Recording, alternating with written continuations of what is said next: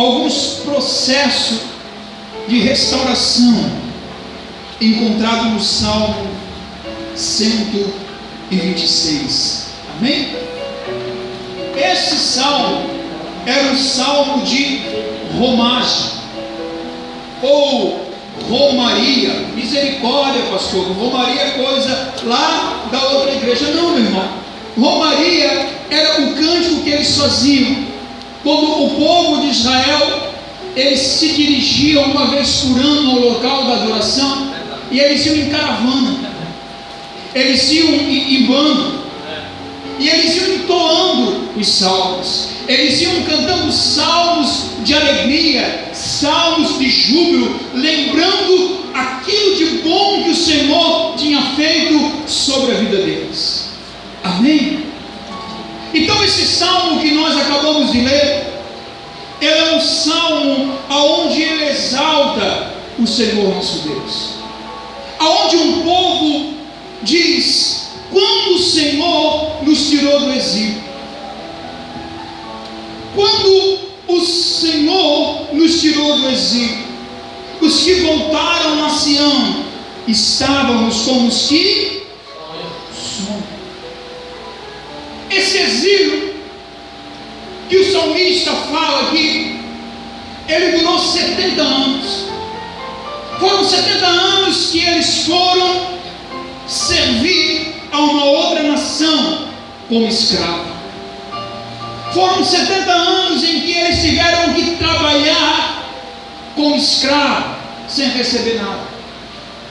E quando ele sai cantando, adorando o Senhor e dizendo: quando o Senhor nos trouxe do exílio, os que voltaram a Sião. Por que os que voltaram? Porque muita gente morreu no exílio. Voltaram de Sião, estávamos como os que sonham. Amém? Eles estavam como que sonham. O exílio lá em Jeremias capítulo 25, versículo de 9 e 11, vai falar, Deus profetiza, Deus fala através do profeta Jeremias a respeito do exílio. Ele fala de novo, um pouco mais à frente em Crônicas, ele fala que a terra ia descansar por 70 anos, ele fala que havia um ano sabático sobre a terra, o ano do descanso. Sabático quer falar descanso, sábado quer falar descanso. Amém? Ele diz: olha, e vai vir o descanso, a terra vai descansar durante 70 anos, e depois disso eu vou tirar vocês e vou transportar de novo a sua terra. Amém? Aí, meu irmão, acontece algumas coisas, e Deus lá em Isaías 45, vamos comigo para nós podermos entender o texto. Isaías 45, o Senhor fala assim, aí começa o processo de restauração do povo de Israel. Aleluia. Amém? Isaías 45, o profeta Isaías diz assim: assim diz o Senhor ao seu ungido, a Ciro, a quem tomo pela mão direita, para bater as nações diante da sua face, e diz-lhe o nome dos reis, para abrir diante dele as portas, e as portas não se fecharão. Ele fala a Ciro, o meu ungido. Só que interessante, pastor, que Ciro, ele não servia ao Senhor. Ciro não era servo do Senhor.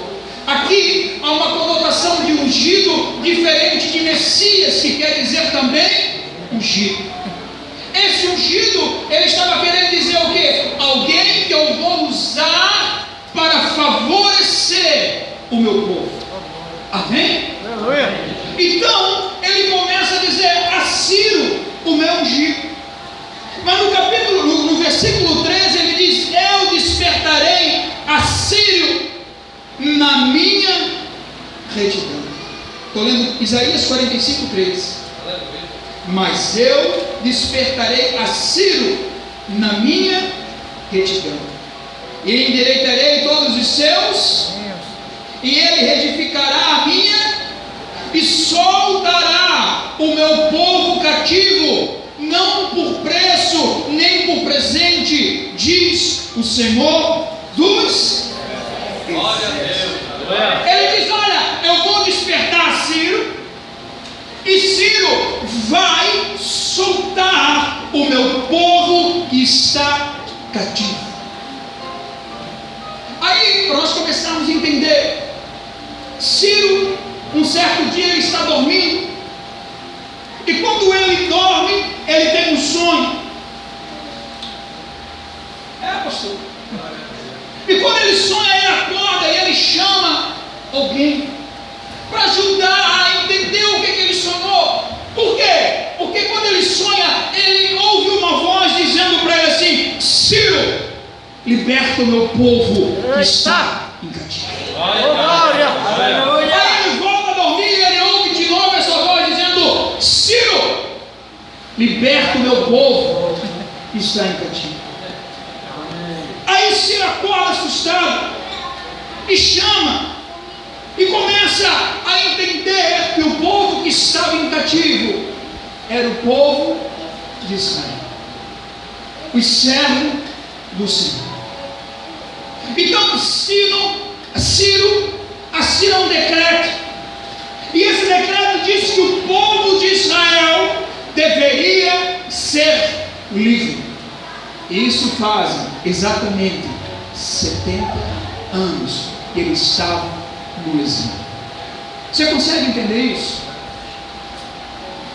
Imagina comigo uma criança de 3 anos de idade.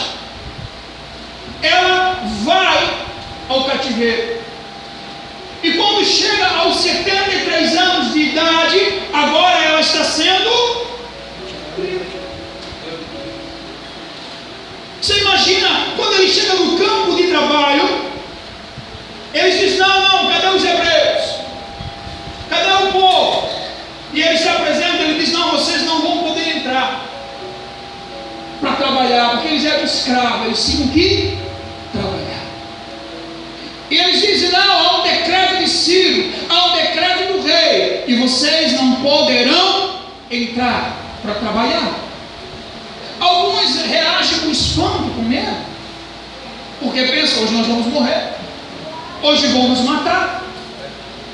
Ciro, ele era rei do Medo-Persas. O povo não foi escravo por Ciro, o povo foi escravo pela Babilônia. Quando o povo saiu para exílio, eles foram sendo escravos das Babilônias. Nós começamos a entender. Houve uma guerra e a Babilônia perde para Ciro, e diz a regra que aquele que perde vira escravo do rei vencedor. Então o povo da Babilônia vai ser escravo agora, junto com o povo de Israel, para o rei Ciro. Então não havia só o povo de Israel sendo escravo, havia outras nações, havia outros povos ali também servindo a Ciro.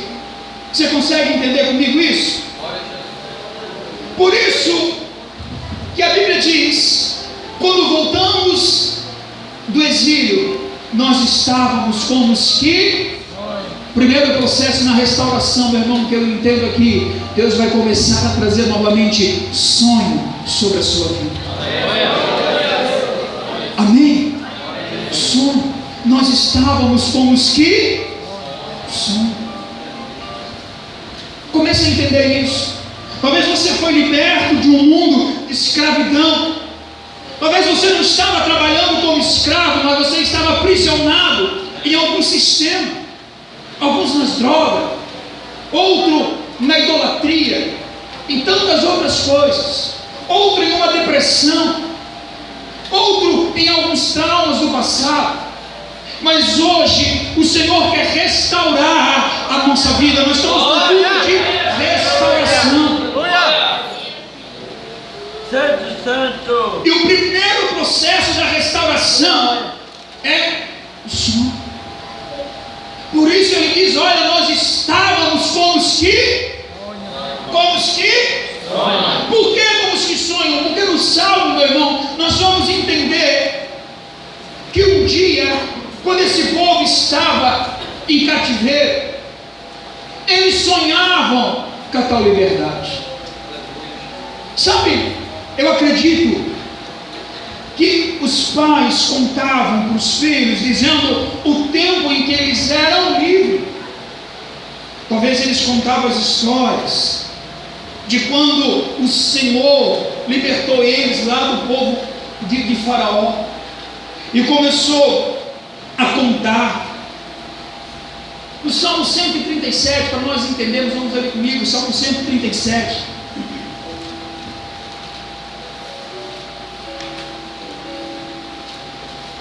Um cântico do exilado, diz assim. Salmo 137 diz: junto ao rio da Babilônia, nos sentamos e choramos, lembrando de Sião. No salgueiro que há no meio dela, penduramos a nossa harpa, pois aquele que nos levaram ao cativo nos pediam canções, e os que nos atormentavam, para que o alegrássemos, dizendo: cante-nos um canto de Sião. Mas como entoaremos um cântico do Senhor em terra estranha? Se eu me esquecer de ti, ó Jerusalém, esqueças a minha destra da sua destreza. Ele começa a dizer: olha, junto ao rio da Babilônia nós sentamos e choramos, lembrando, meu irmão, num tempo passado, um tempo de bênção, num tempo de prosperidade, em um tempo de alegria. E tem pessoas essa noite que estão nesse estado. Ela lembra de alguma coisa passada, um tempo bom, pastor, e a impressão que dá é que esse tempo nunca mais vai voltar. Não, realmente o tempo não volta, mas a restauração de Deus virá, e você vai se alegrar novamente. Amém? Você consegue entender isso? É o processo da restauração, meu irmão. A primeira coisa que eu entendo no processo de restauração é que Deus começa a nos dar novos sonhos. Amém? Amém? Pode sonhar, meu irmão. Se você puder sonhar, Deus pode realizar. Se eu puder sonhar, Deus pode realizar em nome do Senhor Jesus Cristo. Queridos, vamos para frente. A nossa boca se encheu de... Estou lendo, perdão, Salmo 126. A nossa boca se encheu e a nossa língua de um cântico de... A nossa boca se encheu de riso. Quando você começa a ser restaurado, começa a vir sobre a tua vida, meu irmão, a alegria. Amém? Porque a Bíblia diz que a alegria do Senhor é a nossa força. É derramado sobre a minha e sobre a tua vida o óleo da alegria. A Bíblia fala sobre o óleo da alegria. Amém? Então eu começo a sonhar, e quando eu começo a sonhar, eu começo a me alegrar. Por quê? Porque eu começo a ter esperança. Você consegue entender isso? Sim ou não? Sim. Isso. E a nossa boca e a nossa língua de um cântico de alegria. Agora ele começa a cantar hinos de alegria. Ele começa agora a cantar hinos de júbilo. Você quer ver alguém que está num processo de restauração, meu irmão? Você chega perto dele, ele está contente. Você chega perto dele, ele está cantando hinos de alegria. Ele está cantando louvores que vão edificar. Ele não está cantando aqueles louvores que entristecem. Quão miserável sou. Não, ele começa a cantar júbilos de alegria. Ele começa a cantar louvores de adoração ao Rei dos Reis. Você consegue entender isso? Sim ou não? Não, não é um louvor egoísta, mas é um louvor de alegria, jubilando por aquilo que o Senhor tem feito na vida deles. Irmãos, nós vamos entender esse processo, nós vamos ver que quando eles foram libertos, o negócio não foi maravilha. Eles tiveram dificuldade? Tiveram problema? Se levantaram? Tinha as ferramentas para trabalhar? Mas eles vieram contentes, porque estavam realizando o sonho de ser livre de novo. Amém? Aí ele diz: a nossa boca se encheu de cântico de alegria.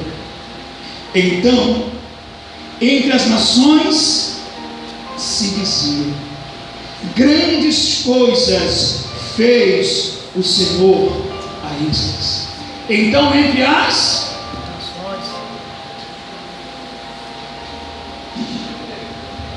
nações se dizia: grandes coisas fez o Senhor por eles. Amém? Amém. As nações diziam. Aleluia. Você lembra que eu falei para você que eles primeiro foram escravos de Babilônia, como nós lemos no Salmo 137, mas depois Babilônia perde a guerra e todo aquele povo que era escravo da Babilônia torna-se escravo com eles de Ciro. Lembra disso? Sabe, irmão, aí eu começo a entender algumas coisas, pastor. Porque todo o povo, até o povo da Babilônia, precisou entrar naquele dia no campo de trabalho para fazer tijolos, para fazer o serviço pesado, porque escravo faz serviço pesado. Escravo não está no escritório, ele estava lá fazendo. Aí quando eles vão entrando, tem um decreto: os judeus, os hebreus, o povo não pode entrar. Aí um olhava para o outro: mas por quê? Por que nós não vamos poder entrar? E as nações que estavam ali começaram a olhar também.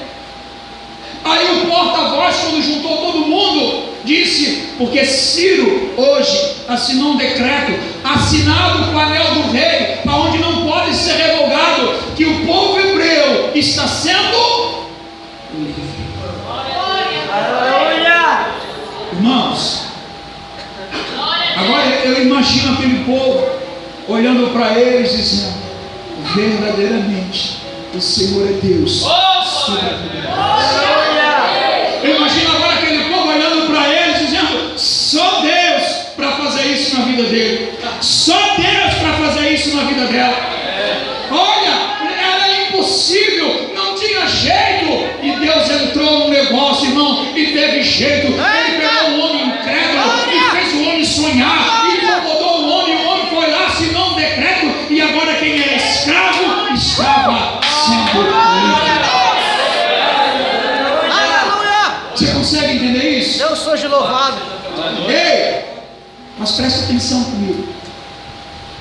Deus não vai fazer nada para você humilhar ninguém. Porque às vezes a gente pensa: quando Deus me der, e agora? Irmãos, tem um louvor que particularmente eu não gosto. Tem gente que canta, que é da irmã Damares, e ela diz: tem sabor. Eu não gosto desse canto.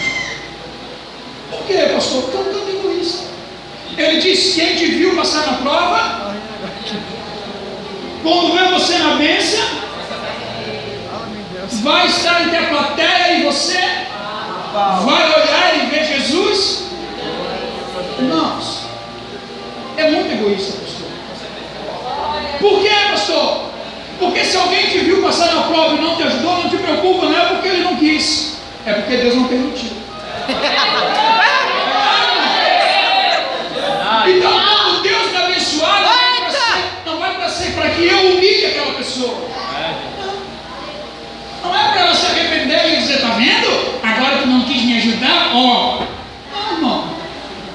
no tempo. Eu me lembro aqui de Jó. Esses dias eu li uma postagem e a pessoa dizia que não entendia o porquê do processo de Jó. A Bíblia deixa bem claro. Um dia eu fui orar, Deus, eu disse, Senhor, eu queria descobrir o porquê. E Deus me mostrou. Eu tenho uma pregação que fala sobre isso, entendendo o processo de Jó. Jó tinha um desejo no coração e por causa daquilo Deus permitiu vir tudo aquilo que veio sobre Jó. Só que no final da história, meu irmão, Jó não humilhou os amigos. Jó orou por eles. E quando Jó orou por eles, Deus mudou a história. Eles vieram humilhar a Jó, sim. Eles queriam achar culpa em Jó, sim. Queriam acusar Jó de pecado, sim. Mas no processo de restauração, entenda isso, meu irmão, no processo de restauração não é um processo de humilhação, aonde eu vou ser restaurado e vou humilhar as pessoas, não.